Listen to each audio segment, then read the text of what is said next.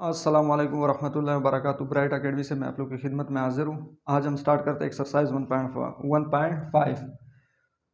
Exercise 1.1 को हमने complete किया था। इसके बाद 1.2, 1.3 और 1.4 ये अभी हमने छोड़े क्योंकि अब टाइम बिल्कुल कम है, पेपर सर पे आ चुके, तो इसकी वजह से इसको मैंने छोड़ दिया क्योंकि ये क्वेश्चन ये जो एक्सरसाइज इसमें जो क्वेश्चन है वो आसान है, ईजी है, इसकी वजह से वो मैंने छोड़ दिया। बाकी पेपर में जो जिस एक्सरसाइज से क्वेश्चन आने का इम्कान है वो हम पढ़ेंगे। उसके बाद जो बाकी एक्सरसाइज है उसको भी इंशाल्लाह कंप्लीट करने की कोशिश करूँगा।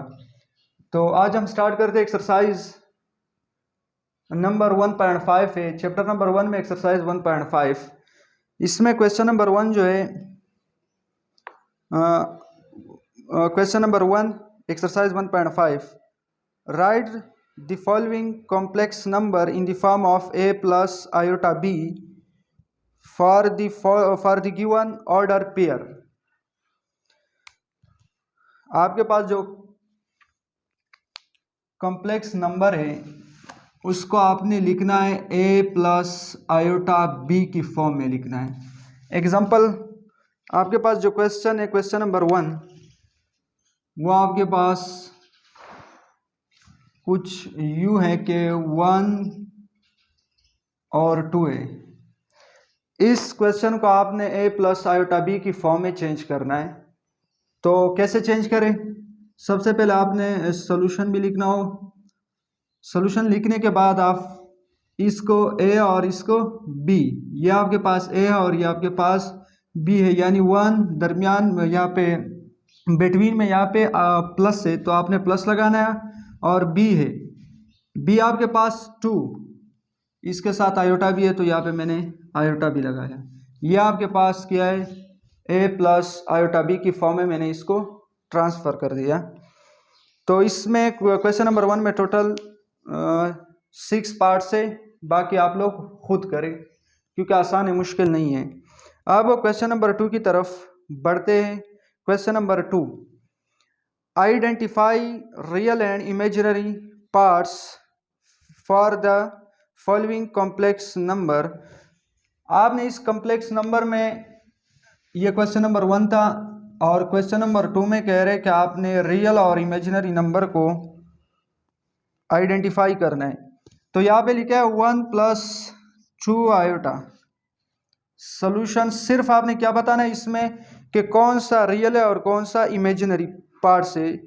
आपके पास 2 पार्ट्स है यहाँ पे, तो डायरेक्ट आपने बताना है ये जिसके साथ आयोटा होते हैं, आयोटा अगर चाहे जो भी नंबर हो तो उसको हम क्या कहते हैं, इमेजिनरी नंबर। ये आपके पास इमेजिनरी नंबर है, और ये जो 1 है आपके पास, ये क्या है, रियल नंबर, यानी जिसके साथ आयोटा होता है उसको इमेजिनरी नंबर, जिसके साथ आयोटा नहीं होता है उसको रियल नंबर हम कह सकते हैं। इस तरीके से इसमें क्वेश्चन नंबर 3 -5 और 6 है। क्वेश्चन नंबर 3, क्वेश्चन नंबर 2 में ये पार्ट 1 था और यहाँ पे पार्ट नंबर, क्वेश्चन नंबर 2 में पार्ट 3। तो पार्ट 3 में आपके पास -5 और 6 है, -5 और 6 है। यहाँ पे अब दोनों नंबर के साथ, यानी इसमें दोनों नंबर में किसी एक के साथ आयोटा नहीं है, तो सबसे पहले आपने इसको चेंज करना है a प्लस आयोटा b की फॉर्म में। जब आपने इसमें चेंज कर दिया तो आपने क्या लिखा, -b प्लस 6 आयोटा। तो आपके पास अब आप बता सकते हो कि ये इमेजिनरी नंबर है और ये इमेजिनरी नंबर है, और ये जो आपके पास -5 है ये क्या है, रियल नंबर। तो ये क्वेश्चन नंबर 2 में पार्ट नंबर 3 था, क्योंकि ये इसके साथ आयोटा नहीं था इसलिए मैंने आपको करवाया। बाकी इसमें जितने भी क्वेश्चन है सब के सब आपने ऐसे करने के, सिर्फ रियल और इमेजिनरी नंबर आपने बताना है। क्वेश्चन नंबर 3, तो क्वेश्चन नंबर 3 की तरफ बढ़ते।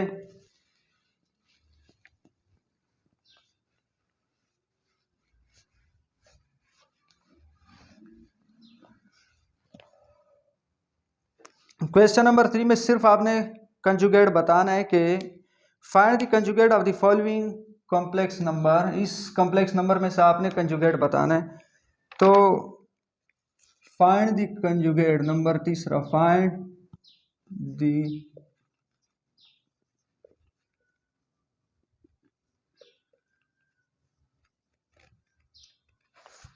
The conjugate. अब क्वेश्चन नंबर 1 जो है तीसरा में, पार्ट नंबर 1, आपके पास 3 + 2 आयोटा।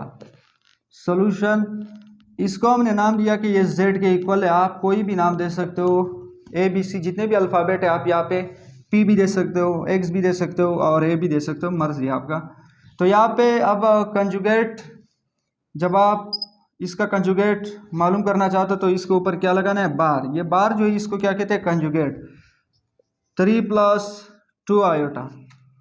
अब आपके पास z बार, यहाँ पे भी आपने बार लगाया, यानी कंजुगेट इसका भी मालूम करना है। तो अब z बार इक्वल है, यहाँ से ये जो बार है ये ख़त्म हो जाएगा और यहाँ पे किस चीज़ का साइन लगेगा, माइनस। अगर यहाँ पे प्लस है तो माइनस, अगर माइनस है तो प्लस। यह आपके पास क्वेश्चन नंबर तीसरा था।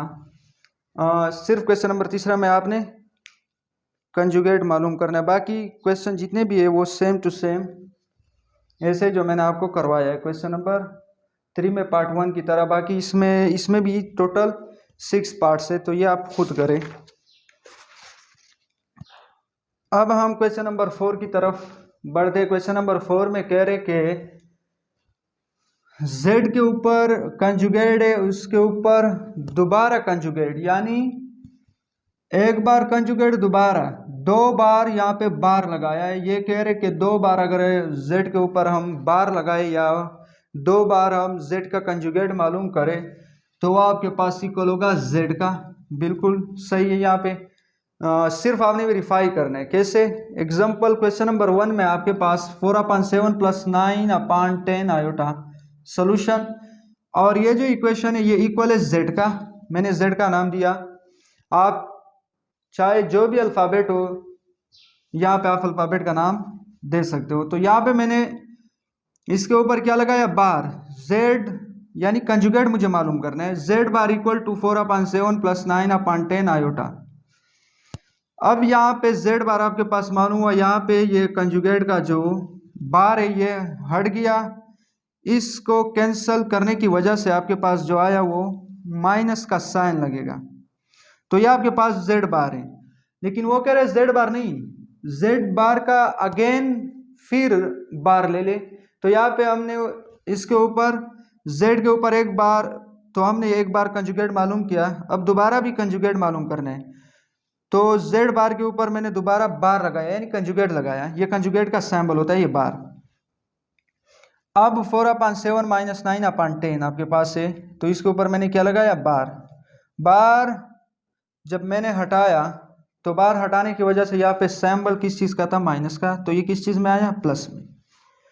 तो अब आपके पास जो z इक्वल था वो किसका इक्वल था, 4/7 + 9/10 आयोटा। यहाँ पे भी 4/7 + 9/10 आयोटा है।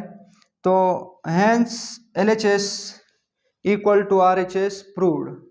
यहाँ पे RHS और LHS आपने साबित कर दिया कि z के ऊपर अगर हम 2 बार कंजुगेट z का ले ले तो वो इक्वल होता है z की। तो ये क्वेश्चन नंबर 4 था। क्वेश्चन नंबर 4 में भी टोटल 6 पार्ट से क्वेश्चन नंबर 1 मैंने कंप्लीट किया, और क्वेश्चन नंबर 4 में पार्ट नंबर 1 ये है, और बाकी 5 पार्ट्स बाकी है, वो आप लोग खुद करें। क्वेश्चन नंबर 5 की तरफ बढ़ते हैं। क्वेश्चन नंबर 5 में सिर्फ आपने x और y का वैल्यू मालूम करना है कि find the value of x and y। x और y का वैल्यू आपने फाइंड करना है। तो यहाँ पे x + y iota equal to -5 + 5 iota. यहाँ पे जो आयोटा का वैल्यू है उनको आपस में आपने कंपेयर करना है, और जो बाकी वैल्यू है उनको आपस में, यानी जिनके साथ आयोटा नहीं होता उनको आपस, और जिनके साथ आयोटा होते हैं उनको आपस में आपने कंपेयर करना है। तो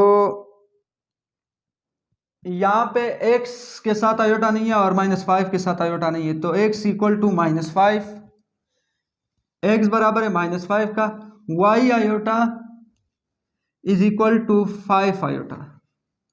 तो y के साथ जो आयोटा था वो कैंसल, और ये दोनों ये आयोटा और ये आयोटा आपस में cancel, y is equal to क्या बचा 5। तो y आपके पास y का वैल्यू भी 5 माइनस प्लस 5 आ गया और x का वैल्यू -5। इसमें सिर्फ आपने x और y का वैल्यू फाइंड करना है। तो अब इसमें क्वेश्चन नंबर 2 इसलिए ये क्वेश्चन नंबर 5 में मैं जितने भी क्वेश्चन है वो मैं आपको करवाऊंगा, क्योंकि ये ज़रा सा मुश्किल है। इसका ट्रिक आपको समझ में नहीं आएगा कि इसका क्या रूल है। 1 में अलग रूल है, फिर 2 में अलग है, इतना चेंज नहीं है, लेकिन फिर भी मैं करवाऊंगा। यहाँ पे x² है plus iota y² is equal to 16/9 plus 9/25 iota. तो अब मैंने आपको बताया था कि जिसके साथ आयोटा होता है उनको आपस में कंपेयर करो, जिनके साथ नहीं होता है वो आपस में। इस तरीके से यहाँ पे आपके पास x को मैंने 16/9 और y को मैंने 9/25 के साथ मैंने कंपेयर किया। कंपेयर करने के बाद आपके पास x² इज इक्वल टू 16/9 आ गया।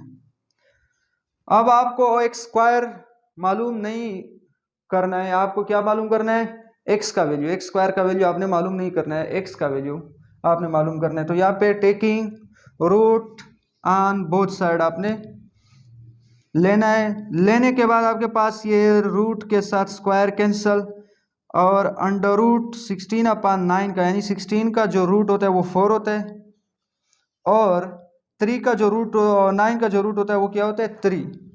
आप एलसीएम के ज़रिए से आप इसको मालूम कर सकते हो, क्योंकि अगर 4 को मैं 2 बार मल्टीप्लाई करो तो आपके पास 16 आएगा, यानी 4 के ऊपर अगर मैं स्क्वायर लगा दूँ तो ये इक्वल है किस चीज़ का, 16 का।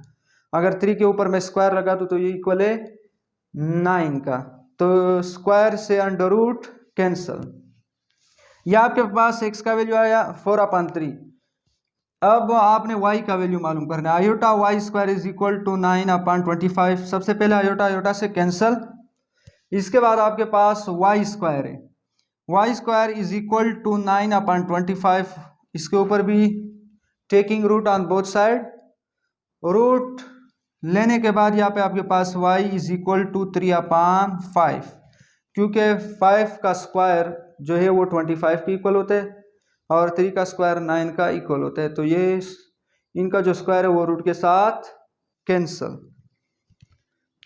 इसमें टोटल आपके पास 4 पार्ट से ये 2 तो कंप्लीट हुए। अब हम क्वेश्चन नंबर 5 में पार्ट नंबर 3 की तरफ बढ़ते हैं। अगर आपने स्क्रीनशॉट नहीं लिया तो स्क्रीनशॉट ले सकते हो आप, पहले स्क्रीनशॉट ले लीजिए, उसके बाद फिर हम क्वेश्चन नंबर 5 पार्ट नंबर 3 की तरफ बढ़ते हैं।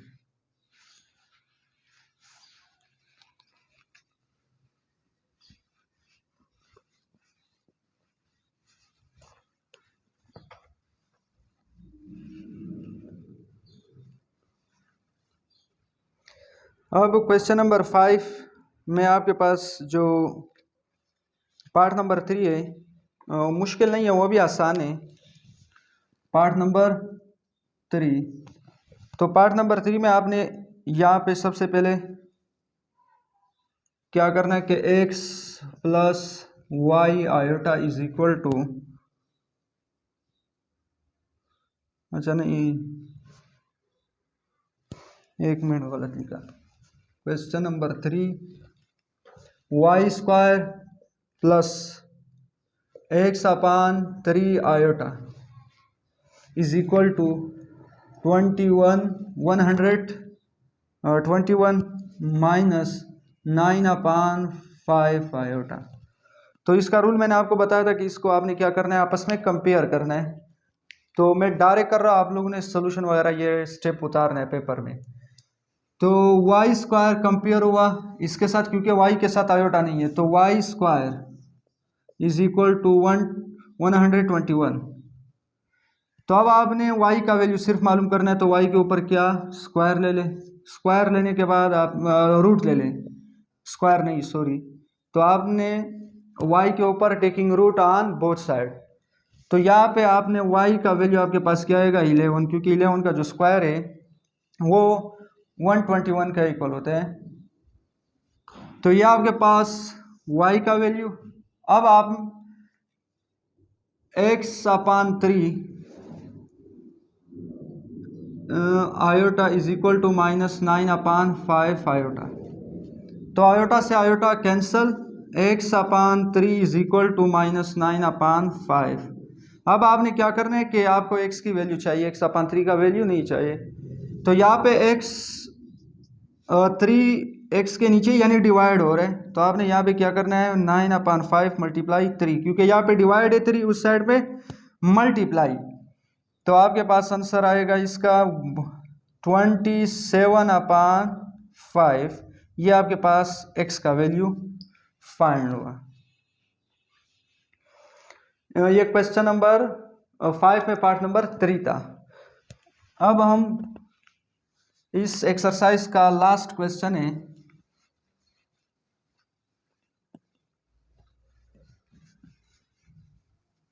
ये क्वेश्चन नंबर 5 में जो क्वेश्चन नंबर पार्ट नंबर 4 है, ये ज़रा सा मुश्किल भी है, इसका पेपर में आने का चांसेस है, यानी इस एक्सरसाइज से ये 4 और 5 जो क्वेश्चन इसमें आने का चांसेस है। और आपके पास जो क्वेश्चन नंबर 4 है, क्वेश्चन नंबर 5 में पार्ट नंबर 4 है, तो √5/3x minus 3/√2 y iota is equal to 6√3/√2 plus 2√2 iota upon 9। तो ये आपके पास क्वेश्चन है, क्वेश्चन को चेक कर दे, ऐसे नहीं कि गलत लिखा हो। √5/3 minus 3/2 √2 y iota is equal to 6√3/√2 plus 2√2/9 iota, ठीक है। तो ये क्वेश्चन नंबर 5 में पार्ट नंबर 4 है आपके पास, आखिरी क्वेश्चन है इस एक्सरसाइज का, लास्ट क्वेश्चन। तो इसका रूल मैंने आपको बताया था कि आपने आयोटा का जो वैल्यू है वो आयोटा के साथ आपने कंपेयर करना है। तो यहाँ पे √5/3x से यह आपके पास इक्वल होता है 6√3/√2। तो अब आपने यहाँ पे किस चीज़ का वैल्यू फाइंड करना है, x का। तो x का वैल्यू आपके पास √5x is equal to 6√3 multiply 3, ये 3 यहाँ पे डिवाइड था, उस साइड पे मल्टीप्लाई करने के बाद आपके पास यहाँ पे 6 3 18 आएगा, और ये 3 आ गया। इसके बाद x के साथ √5 मल्टीप्लाई हो रहा था, और इस साइड पे क्या होगा, डिवाइड में। तो आपके पास x का वैल्यू आपने मालूम कर दिया है, x का वैल्यू आपने फाइंड कर दिया। अब आपने क्या करना है, y का वैल्यू फाइंड करना है। तो y के साथ सेम यही मेथड है, तो आपने 3/√2 y iota is equal to 2√2/9 iota BS। तो आयोटा से आयोटा कैंसल, 3/√2 y, इसके बाद है 2√2/9। तो आपने यहाँ पे y का वैल्यू मालूम करना है। तो सबसे पहले √2/9, √2 यहाँ पे मल्टीप्लाई हो रहा था, तो और डिवाइड है यहाँ पे, तो उस साइड पे मल्टीप्लाई, ये रहा √2 मल्टीप्लाई हुआ। मल्टीप्लाई होने के बाद ये जब दोनों आपस में आपने मल्टीप्लाई किया तो 2 2 4, ये 2 आपके पास 2 2 4, क्योंकि अंदर अंडर रूट में दोनों वैल्यू सेम है। आपके पास जो कांस्टेंट है वो दोनों सेम है, ये 2 है और ये भी 2 है, तो आपने क्या लिखना है 2√4 आएगा आपके पास, डिवाइड बाई 9, और यहाँ पे आपके पास 3y बचा था, और यहाँ पे 3 मल्टीप्लाई में, तो इस साइड पे डिवाइड में। अब आपने क्या करना है, यहाँ पे आपके पास आएगा 2 × 2, क्योंकि 4 का जो अंडर रूट होता है वो 2 होता है, तो यहाँ पे 4 से अंडर रूट कैंसिल हुआ। क्यों? क्योंकि अगर हम 2 × 2 करें, 2 × 2 तो 2 2 4, और इस 2 के ऊपर मैं स्क्वायर भी लगा सकता हूँ, तो ये स्क्वायर अंडर रूट की वजह से कैंसिल। क्या बचा आपके पास? एक 2 ये रहा और दूसरा 2 अंडर रूट से बाहर, तो 9 3 27 आपके पास आ गया। तो y का वैल्यू आपके पास 4/27, यह आपके पास y का वैल्यू है, और x का वैल्यू भी आपने फाइंड किया। तो एक्सरसाइज 1.5 कंप्लीट हुआ। अगर आप चैनल पर नए तो चैनल को सब्सक्राइब कीजिए और साथ ही बेल आइकन को क्लिक करें ताकि हमारी अपलोड करदा वीडियो का नोटिफिकेशन आप तक पहुंच सके। इसके अलावा मैंने एक व्हाट्सएप ग्रुप भी बनाया है। उस व्हाट्सएप ग्रुप में स्टडी से रिलेटेड जो मटेरियल है वो उसमें मैं शेयर करता हूं, तो आप उस ग्रुप को भी ज्वाइन कर सकते हो। उसका लिंक मैं डिस्क्रिप्शन में दे दूंगा। तो उस व्हाट्सएप ग्रुप का फ़ायदा ये है कि उसमें आपके पास जो बोर्ड पैटर्न का मॉडल पेपर वगैरह है वो भी मैं उसमें शेयर करता हूँ। इसके अलावा प्रैक्टिकल सेंटर आदम जी कोचिंग सेंटर का जो गेस्ट पेपर है तो वो उसमें मैं शेयर करता हूँ। तो आप उस ग्रुप को ज्वाइन कर सकते हो। अल्लाह हाफ़िज़।